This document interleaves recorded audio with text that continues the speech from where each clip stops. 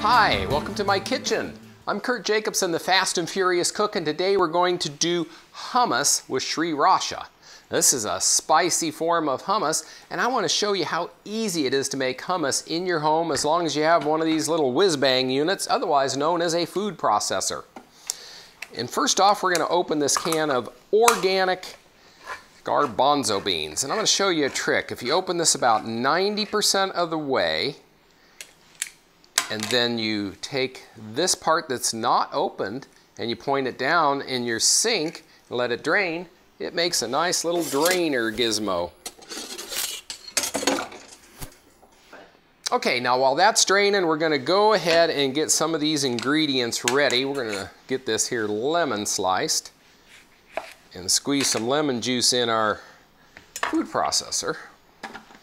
Don't even need a mixing bowl for this. You just put all the stuff in here.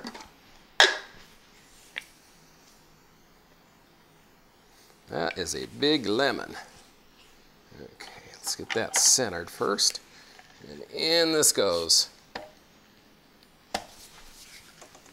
Yeah, there we go. Typically, half a lemon will do it for this recipe, but they sure do vary with how much juice you get from each one. Our garbanzo beans are already drained. Then if you just give it a little shake, it opens it up and you very carefully open up that can. We've got all the liquid out of there. We're going to add our garlic cloves, which I like to use the roasted garlic cloves that I make in olive oil here at home. 1 tablespoon of olive oil, and the good stuff, the Sriracha. Now, I'm not even going to measure this, but I recommend that you measure anywhere between 1 teaspoon and 1 tablespoon, depending on how hot you want it. 1 teaspoon will make it just a little bit hot for most people. 1 tablespoon, and you will know Sriracha is come home.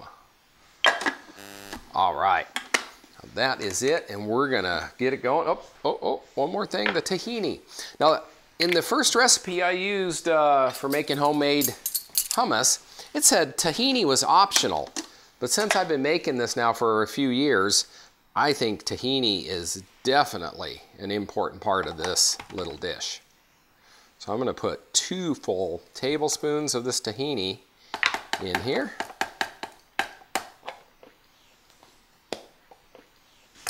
There we go.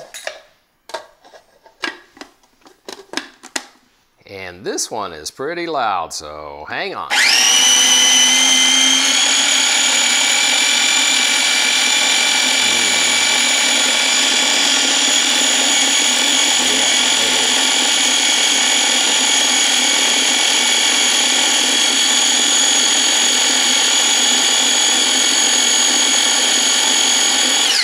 Okay, that's good for starters. Now I'm going to go ahead and get a little scraper. Scrape it down just one time, mix it up a little in there. Now if you ever go to a Middle Eastern restaurant, they typically serve this really smoothly blended. But you don't have to do it that smooth. You can do it a little chunky and it's fine. It just depends on how you want it. If you want it really smooth, keep mixing and add maybe a little more water. I've gone ahead and added all of the water it calls for, but every batch is just a little bit different, so I might need just 1 more tablespoon of water.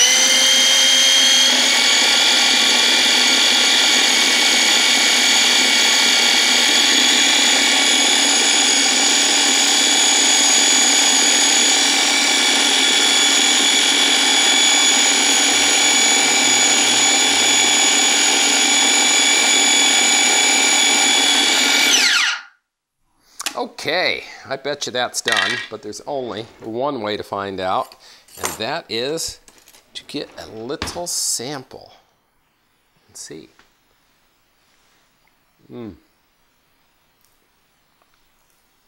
That's good. And if you really like it hot, when you put it in a bowl, be sure and do a nice little swirl of the Sriracha right over the top of it for serving decoration. But that's it for today. This is so easy, and the stuff keeps for about 5 to 7 days. It's good on sandwiches, wraps, dip pita chips in it, tortilla chips, or even spread it on toast. Oh, there goes my timer. Excuse me. And hope you try it and enjoy it. And for other recipes, this recipe and others, go to my site, www.fastandfuriouscook.com, and enjoy.